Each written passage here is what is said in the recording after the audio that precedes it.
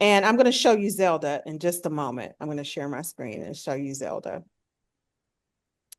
So let's talk about Miss Zelda. Let me share my screen. All right, you guys, this is Zelda. Do you remember Zelda? She was No, So the film Pet Cemetery is yet again another Stephen King adaptation from the book. And I read the book as well. Big Stephen King fan, even though I find his Black characters problematic and, and two-dimensional at best. I still respect his writing and his work. I think he's a brilliant writer.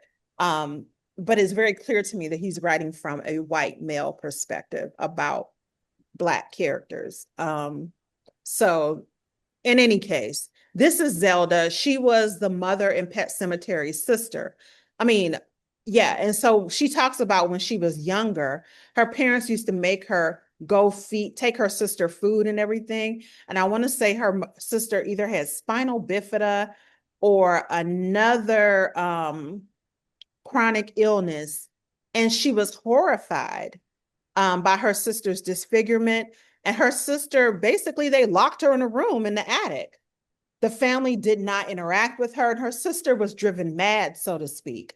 And so this was Zelda in the film. And when you see her in the film, like her spine is twisted, her voice is distorted, and everything. And you can tell she's like kind of mad.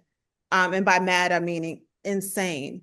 Um, it's sad because yet again, we're talking about, and this was the mother's childhood trauma, and she's allowed to have her trauma. But again, look at how the disabled, how we treat, and it sort of exemplifies how we treated disabled people and still do to a certain extent within our society.